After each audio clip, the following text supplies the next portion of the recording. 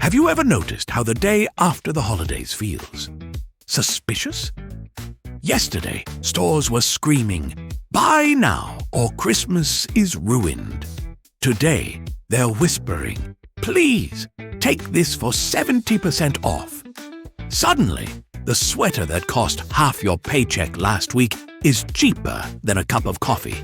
Decorations vanish. Clearance signs multiply like rabbits. And somehow, you're buying things you didn't even know existed because they're on sale. So, what happened? Did stores suddenly grow generous? Did capitalism take a nap? Or is something sneaky happening behind those giant red discount signs? I'm Professor Everything, and today we'll be answering the question, why do sales happen after the holidays? Right here on Explaining Everything.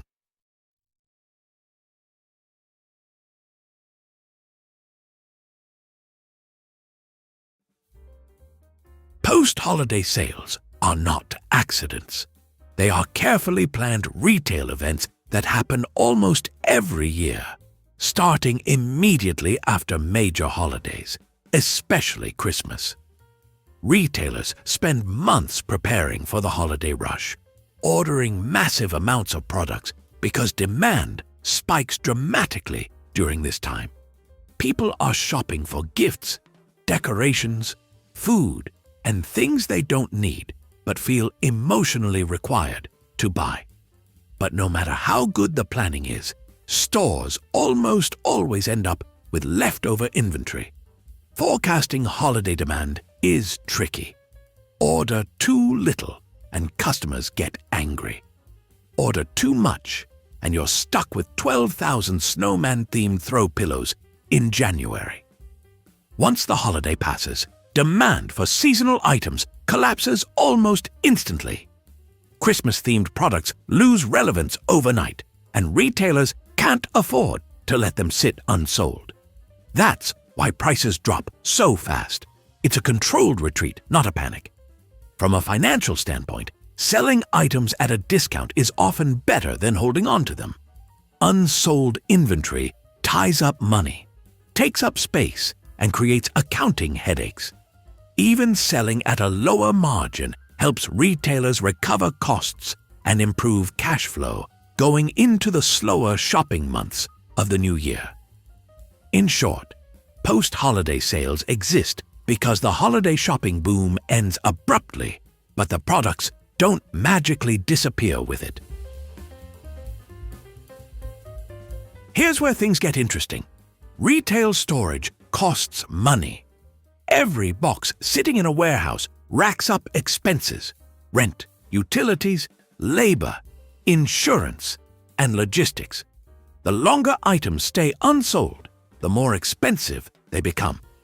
Seasonal items are especially risky because their value drops rapidly once their moment passes. Retailers also operate on financial quarters, and unsold inventory looks terrible on reports. It's essentially money that hasn't been converted back into cash. Discounting products helps clean up balance sheets and makes companies look healthier to investors and executives who enjoy things like profit margins and sleep. Another major factor is shelf space. Stores need room for upcoming products, Valentine's Day items, winter clearance, fitness gear, and spring collections. Retail is constantly moving forward, and anything tied to the past season becomes an obstacle. If it's not selling now, it's blocking something that might. Then there's consumer behavior. Retailers know shoppers are exhausted and broke after the holidays, but they also know discounts trigger impulse buying. A sale reframes spending as saving, which makes people feel smart while purchasing items they didn't plan to buy. That psychological trick works especially well in January, when people swear they're done shopping until they see a bright red clearance sign. Post-holiday sales are not generosity. They're a carefully calculated mix of financial necessity, inventory control, and consumer psychology. Here's something fun. Many retailers actually plan for post-holiday sales before the holidays even start. Some items are priced higher in December specifically so they can be discounted later without losing money. The sale feels dramatic, but the math was done months earlier. Another interesting detail is that January is historically one of the slowest retail months of the year. Without sales, many stores would see traffic drop sharply.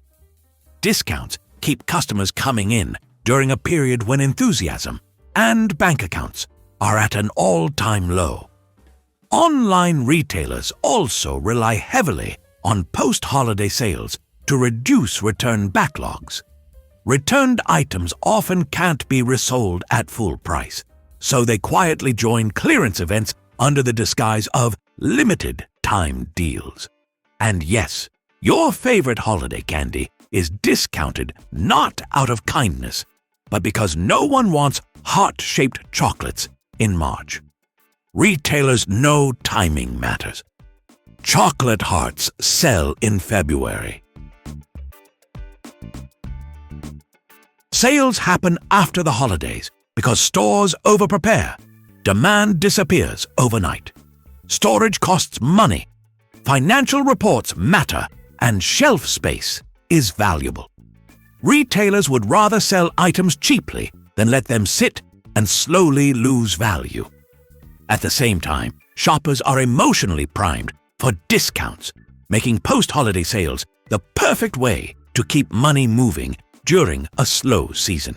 So no, it's not generosity. It's not chaos.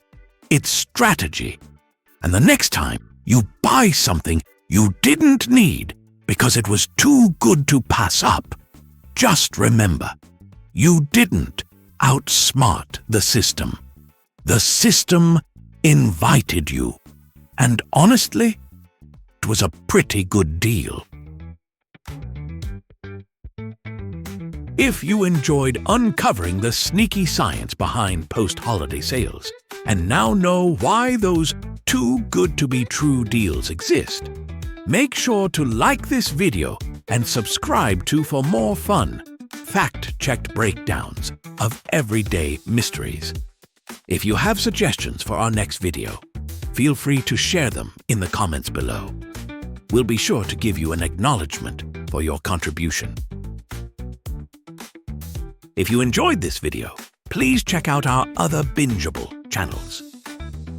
Thank you for tuning in, and join us next time here in the channel that answers all the why, what, who, where, and how questions you've always wondered about, here on Explaining Everything.